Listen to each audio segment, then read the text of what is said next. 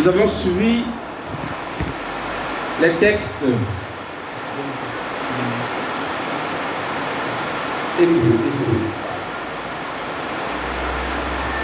Alors, apparemment celui-ci est mieux. C'est vrai? Moi, j'ai pas très l'impression, j'ai pas beaucoup de retours, mais bon, si vous croyez que c'est mieux, c'est bon. Alors, le Seigneur, à travers les textes de ce dimanche, nous enseigne beaucoup de choses. Il est assez long et bien sûr révélateur de ce que, du contenu aussi, qui est non seulement très qualitatif, mais aussi très abondant. Je vais commencer d'abord par la première lecture, où il y a 3 choses qu'on peut retenir. D'abord, la finale de la première lecture. Il est dit, il n'a commandé à personne d'être impie, il n'a donné à personne la permission de pécher. Frères et sœurs, il faut que ce soit clair. Dieu ne veut pas le mal. Il n'a pas créé certains pour faire le mal et d'autres pour le bien. Autrement dit, il n'existe pas de destin. Parce qu'habituellement, quelque chose nous arrive, ou bien nous sommes dans des situations bizarres, ou alors même dans de bonnes situations, et on dit c'est mon destin, ou bien c'est son destin. Le destin n'existe pas, dans le sens où ta vie est écrite et que tu es obligé de suivre ce qui est écrit. Est-ce que vous comprenez ça? Ça n'existe pas. Dieu n'a pas écrit notre vie à l'avance et que nous soyons obligés de suivre ce que Dieu a écrit. Ça veut dire que si on croit à ça, Dieu est responsable de notre mal, de notre malheur, de nos péchés. Vous comprenez bien? Ça veut dire que si je pêche, je dois me dire, en tout cas, Dieu avait écrit que je devais pécher. Non. C'est archi faux, c'est de l'hérésie. Le destin n'existe pas. Ma destinée s'est construite au jour le jour. Et je construis ma destinée avec Dieu, évidemment. Mais tout dépend de ma liberté. J'ai choisi de faire le bien ou je choisis de faire le mal. J'ai le choix. On va y revenir. La deuxième chose, c'est que il est dit, juste avant le verset que je viens de lire, il connaît, ses regards sont tournés vers ceux qui le craignent, il connaît toutes les actions des hommes. Bien que Dieu n'ait pas écrit notre vie à l'avance et que nous sommes comme dans une grande pièce de théâtre où chacun joue son rôle en fonction de ce que le metteur en scène a mis en place, autant Dieu connaît toutes les actions de tout le monde. Il sait ce que tu vas faire demain, dans 1 an, dans 2 ans, dans 3 ans. Pourquoi? Parce qu'il est Dieu. Il connaît tout. Il est omniscient. Rien ne lui échappe. Donc ce que tu vas choisir de faire librement, sans être contraint par qui que ce soit demain, Dieu le sait déjà, puisqu'il est Dieu. Amen. Amen. Il est Dieu. Mais ça ne veut pas dire comme il le sait, c'est lui qui est aux commandes, c'est lui qui te pousse à le faire. Non. Il sait simplement que dans ta liberté souveraine, tu vas faire telle chose et telle chose demain et après-demain, etc. Amen. Amen. Voilà. La troisième chose, on y reviendra. Maintenant, revenons sur l'évangile. Dans l'évangile, l'entame de l'évangile dit: ne pensez pas que je sois venu abolir la loi ou les prophètes. Je ne suis pas venu abolir, mais accomplir. Frères et sœurs, habituellement nous parlons de l'Ancien Testament et du Nouveau Testament. D'accord? Je n'aime pas trop ce terme d'Ancien Testament parce que ça donne l'impression que c'est ancien, que c'est vieux et qu'on n'a plus besoin. Quand on dit ancien, vous comprenez ce que ça veut dire? Ancien et nouveau, on a l'impression que l'ancien doit disparaître et que le nouveau seul doit subsister. Amen. Normalement, le terme qui serait moins ambigu et plus juste, ce serait de dire le Premier Testament. Comme pour dire, ça ne termine pas avec le nouveau. Non, c'est le premier, mais ça continue. Le nouveau éclaire ou alors accomplit le premier. Amen. Est-ce que je peux retrouver mon micro? Parce que j'ai l'impression que la pluie a baissé là. C'est la Vierge Marie. Et Saint François d'Assise nous ont exaucés. Bon. Ou bien vous préférez que je continue avec ça? Vous préférez ça? Non, apparemment c'est partagé. D'accord, ok, bon, on continue. Donc, je disais donc que Premier Testament, c'est mieux. Et le Nouveau Testament est la continuité de l'histoire du salut, qui a commencé avec le Premier Testament. Et Jésus, lorsqu'il dit que je ne suis pas venu abolir, c'est par rapport à l'Ancien, ou bien au Premier. Il n'est pas venu abolir. Rien, et il va le dire à la suite, hein, même pas un iota, pas un trait de cette loi-là ne disparaîtra jusqu'à ce que tout soit réalisé. Amen. Et donc, ça veut dire que tout dans le Premier Testament, y compris le Nouveau Testament, tout est à prendre. Il n'y a rien à prendre, il n'y a rien à rejeter. Même pas un iota, même pas une virgule. Et donc, Jésus dit, je ne suis pas venu abolir, mais plutôt je suis venu accomplir. Ça veut dire quelque chose. Ça veut dire que jusque-là, l'accomplissement de la loi n'était pas parfaite, n'était pas en adéquation avec la volonté de Dieu. Et donc, il dit, je suis venu accomplir comme pour ouvrir la brèche, comme pour montrer l'exemple, pour être la cause exemplaire à tous mes disciples, pour qu'ils suivent, pour qu'ils me suivent et qu'ils fassent la même chose. Amen. Amen. Et nous savons que la loi et les prophètes parlent de Jésus. C'est ce que Jésus va dire dans Luc 24, je crois le verset 26 ou 27, aux disciples, n'est-ce pas, d'Emmaüs. Le jour de la résurrection, eux, ils sont fâchés, ils pensent que bon, Jésus, lui, il est crucifié, c'est fini, il nous a trompés, il nous a arnaqués, machin, il nous a dit qu'il venait sauver Israël, machin, finalement, il est mort sur la croix, ça fait 3 jours que cela est arrivé, et puis machin et tout. Bon, Jésus marche avec eux, ils ne savent pas que c'est Jésus, et Jésus leur dit, mais qu'est-ce que vous êtes sans intelligence, vous les gars? La loi, et on dit, à partir de la loi et des prophètes, il leur a expliqué tout ce qui devait arriver le concernant. Ça veut dire que toute la loi, Moïse et tous les prophètes ont parlé, ont prophétisé sur Jésus. Et un grand saint qui s'appelle Saint Jérôme disait, ignorer les Écritures, c'est ignorer le Christ. Donc rien ne doit être négligé, frères et sœurs, dans la parole de Dieu. Et Jésus va dire encore, si, il dit, qui enseignera aux hommes à faire ainsi? Non, il commence par, donc celui qui rejettera un seul de ce plus petit commandement et qui enseignera aux hommes à faire ainsi sera déclaré le plus petit dans le royaume de Dieu. Ça veut dire quoi? Ça veut dire, frères et sœurs, si vous diminuez la parole de Dieu et que vous vivez de cette parole diminuée et que vous l'enseignez cette parole diminuée aux autres, vous serez considéré comme le plus petit dans le royaume de Dieu. Et il faut comprendre ici, ça veut dire que vous n'entrez même pas. Hein.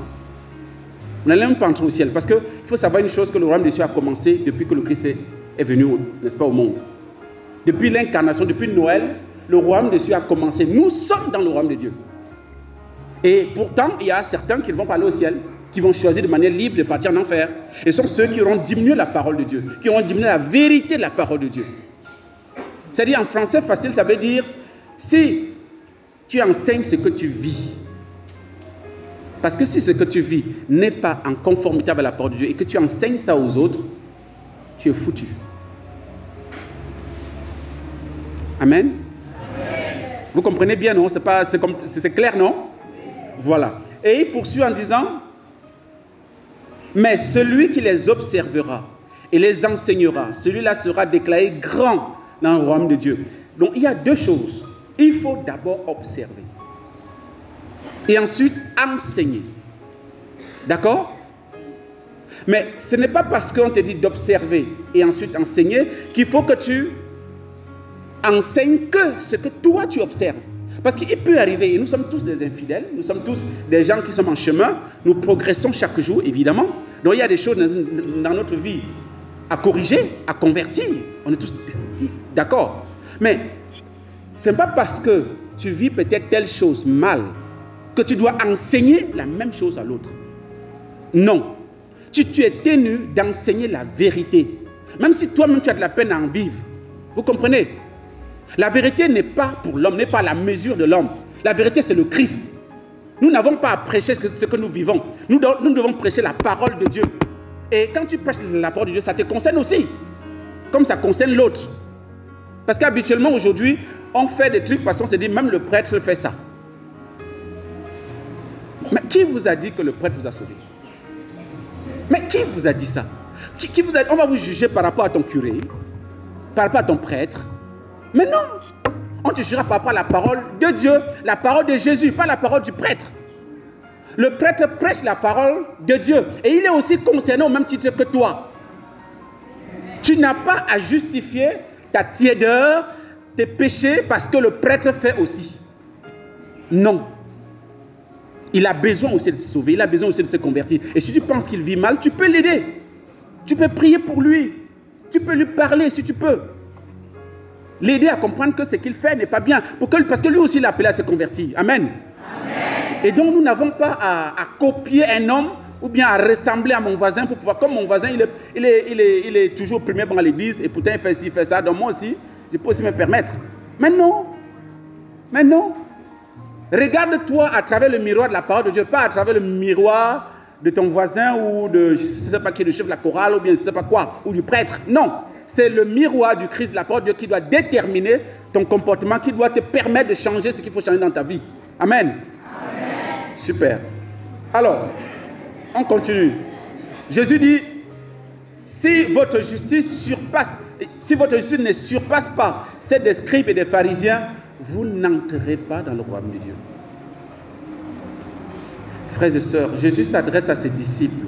Et les scribes et les pharisiens sont des spécialistes de la loi. Ce sont des hommes de la loi. Ce sont des gens qui pratiquent la loi. D'accord? Mais Jésus dit, si vous vous arrêtez à leur niveau, et ça confirme ce que je disais tout à l'heure, si vous arrêtez à leur niveau, vous n'avez rien fait.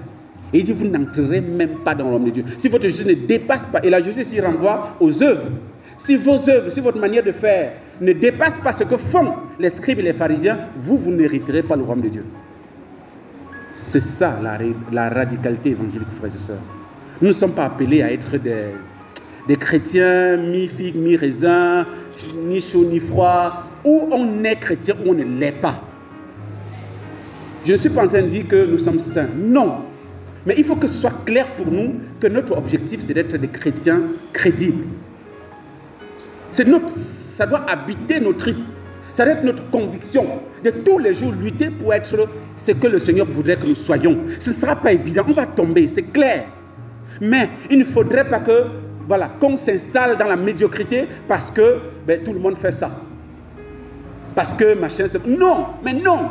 Je suis en train de dire, si votre justice ne surpasse pas celle des scribes, et je peux remplacer les scribes ici par les anciens.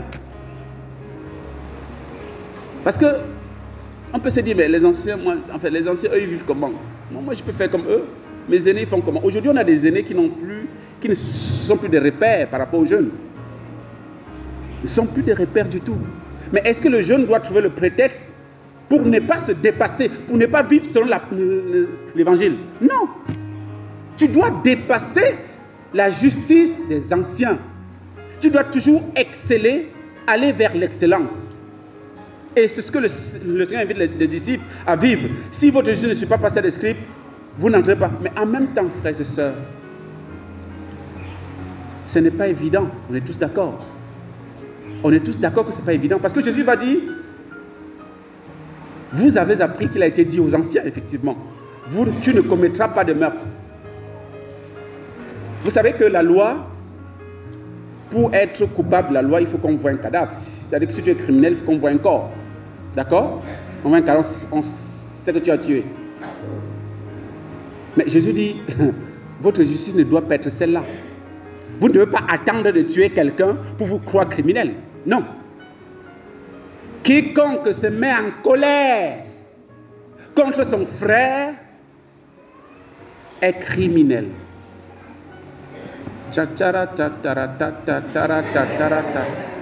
On est foutus, hein? Vous êtes d'accord avec moi?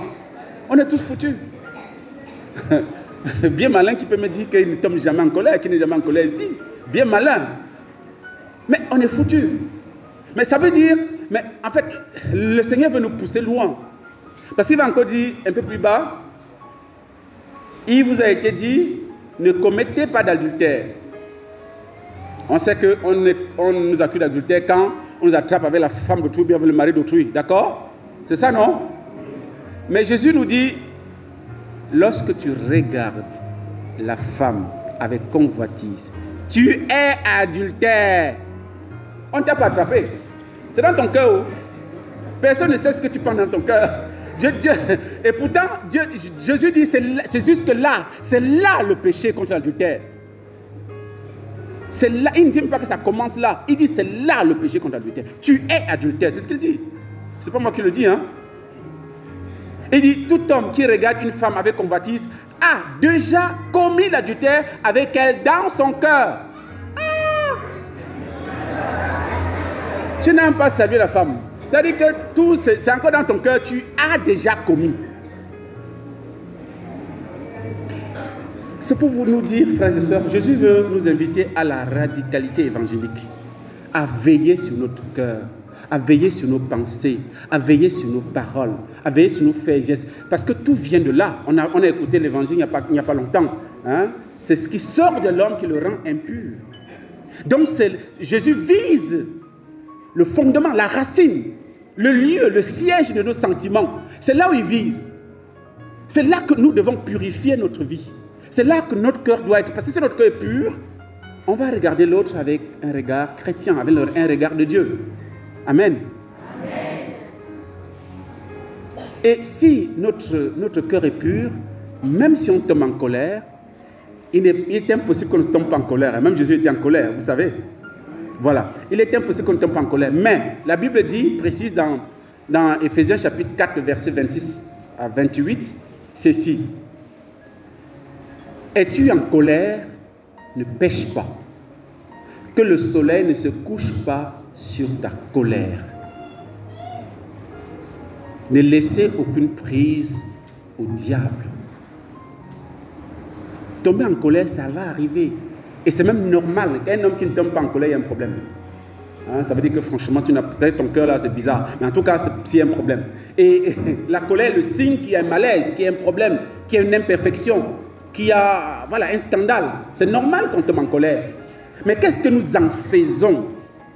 C'est ça le plus important. Ce n'est pas le fait de tomber en colère, mais qu'est-ce qu'on en fait après? C'est pourquoi Saint Paul dit, es-tu en colère? Ne pêche pas.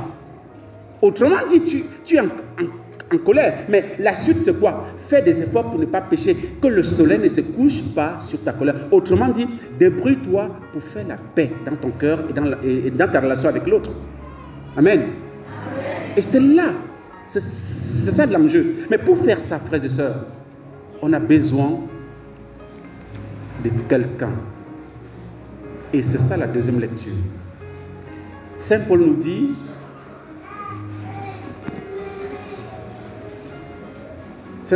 que c'est de la sagesse du mystère de Dieu, sagesse tenue, cachée, établie par lui avant les siècles pour nous donner la gloire. Autrement dit, il y a une sagesse qui doit nous être donnée, qui s'appelle la sagesse du mystère de Dieu. Et cette sagesse, il poursuit en disant, comme le dit l'Écriture, ce que nul n'a jamais vu, ce que l'oreille n'a jamais entendu, ce qui n'est pas venu à l'esprit de l'homme, ce que Dieu a préparé pour nous et pour ceux dont il est aimé. Quelle est cette sagesse que l'œil n'a jamais vue? Quelle est cette sagesse que l'oreille n'a pas entendue? Et qui n'est même pas venue à l'esprit de l'homme de soupçonner sa présence? Qui peut me dire de quelle sagesse il s'agit?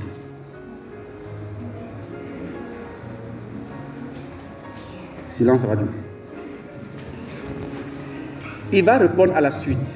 Et c'est à nous que Dieu, par l'Esprit, en a fait la révélation. Car l'Esprit scrute le fond de toutes choses, même les profondeurs de Dieu. C'est l'Esprit Saint. C'est le maître intérieur. C'est celui qui est capable de rendre ton cœur et mon cœur purs. Avoir les intentions pures ne peut pas venir de nos propres forces. Ce n'est pas possible. Sinon, on est tous adultères. On est tous foutus. Si le Saint-Esprit n'habite pas ton cœur et le mien, c'est difficile que je puisse regarder l'autre avec un cœur pur. C'est difficile que je ne dorme pas avec ma colère. C'est difficile que, voilà, mon oui ne soit pas oui. Et mon non ne soit pas non. J'ai besoin de ce maître intérieur qui s'appelle le Saint-Esprit pour permettre à mon cœur de discerner, de choisir le bien et de rejeter le mal. Sans le Saint-Esprit, je suis incapable. C'est ça la loi nouvelle. La loi nouvelle, et c'est ce que le Christ, n'est-ce pas, veut dire aux apôtres. Votre justice doit supporter cet esprit des pharisiens parce que vous devez veiller sur l'intérieur de vos cœurs. Pas sur les actes d'abord à poser. Parce qu'avant les actes, il y a le projet. Et le projet, c'est à l'intérieur, c'est l'esprit, c'est la pensée. C'est le cœur qui pense le projet avant la réalisation. Et donc, c'est à la base, c'est à la racine, c'est à la source qu'il faut travailler. Et vous ne pouvez pas y arriver sans le Saint-Esprit. Amen. Et revenons à la première lecture pour donner la troisième leçon que je disais, c'est que à l'entame, n'est-ce pas, de ce texte, de cette première lecture, on dit, si tu le veux, tu peux observer les commandements, il dépend de ton choix de rester fidèle. Il y a le vouloir, il y a le pouvoir, et il y a le choix de persévérer. Frères et sœurs, qui est celui qui peut, de manière délibérée, vouloir toujours le bien et avoir la force de toujours accomplir et la capacité d'en persévérer, n'est-ce pas, dans cette voie? Qui de nous peut, s'il n'a pas le secours du Saint-Esprit? Personne. Mais personne. On est tous tous les jours, on est conscient de nos faiblesses, on voit nos faiblesses tous les jours. Parfois on prend des bonnes résolutions le matin, mais avant midi on est tombé 3 fois. Le soir, n'en parlons plus, on ne fait plus la comptabilité. Le carême arrive et on va prendre la résolution. On va dire, Seigneur, voilà, je voudrais, machin. On va faire la liste. On va faire la liste de tout ce que, voilà, on voudrait, machin et tout. Mais, avant la mi-carême, si on fait le bilan, mon Dieu, on va se dire, mais mon Dieu, où est-ce que j'en suis? Est-ce que je vais arriver? Mais justement parce que nous sommes fragiles, nous sommes faibles, évidemment. Et c'est pourquoi on a besoin de ce maître intérieur. Jésus a dit, je crois dans Jean chapitre 16, le verset 7, il est bon pour vous que je m'en aille. Pourquoi? Mais les disciples disent, mais le gars, il a un problème. Mais nous, on est bien avec lui, il dit qu'il est bon pour nous qu'il s'en aille. Vous trouvez ça normal? Et il dit, si je ne vais pas, l'Esprit Saint ne viendra pas. Il ne viendra pas vers vous. Ça veut dire quoi? Ça veut dire que moi, à côté de vous, c'est bien, c'est gentil, c'est mignon, on marche ensemble, on mange ensemble, on fait tout ensemble, c'est bien. Mais je suis à l'extérieur de vous. Je suis à côté de vous. Je ne veux plus rester à côté de vous. Je vais être au-dedans de vous pour vous aider de l'intérieur à poser des actes vertueux. Et pour ça, c'est l'œuvre du Saint-Esprit. Amen. Et c'est pourquoi quand il est parti, il a envoyé le Saint-Esprit. Et désormais, lorsque le Saint-Esprit est tombé sur eux, mais les gars n'avaient plus peur. Ils sont sortis là, mais avec tout feu, tout flamme. Si vous voulez vous nous tuer, on ne veut plus se taire. Pourquoi? Parce que le feu était de l'intérieur. Le Saint-Esprit était à l'intérieur, les poussait à agir en enfant de Dieu. Donc le vouloir, le pouvoir et le faire dépendent aussi, et même en grande partie, de la grâce de Dieu. Autrement dit, de la présence du Saint-Esprit en nous. Et nous avons, frères et sœurs, à demander le Saint-Esprit pour vivre dans la véritable liberté des enfants de Dieu. Parce que le Saint-Esprit vient nous libérer de l'esclavage du péché, de nos tendances vers le mal. Et Dieu seul sait combien ça c'est. Voilà. Chaque jour, on est tenté. Vous savez aussi que le Seigneur est tellement ingénieux, tellement extraordinaire, qu'il a même pensé à un sacrement de la confession, de la réconciliation, parce qu'il sait qu'on tombe tout le temps. Pour que nous ne nous décourageons jamais, chaque fois qu'on tombe, qu'on vienne se confesser et qu'on se lève, qu'on continue. Chaque fois qu'on tombe, qu'on vienne se confesser et qu'on continue le chemin. Le jour où vous allez vous dire, je finis par là, le jour où vous allez vous dire que je ne confesse que les mêmes choses et tout, à quoi ça sert d'aller se confesser, ça c'est le malin qui vous inspire, ce n'est pas Dieu. C'est le malin qui vous inspire de vous décourager, de ne plus vous confesser, de stagner dans vos péchés et de continuer comme ça pour votre perte. Le Seigneur sait qui vous êtes mieux que vous.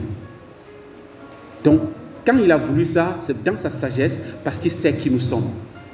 Donc, si vous avez quelque chose une chose sur laquelle vous pouvez abuser, c'est le sacrement de la réconciliation.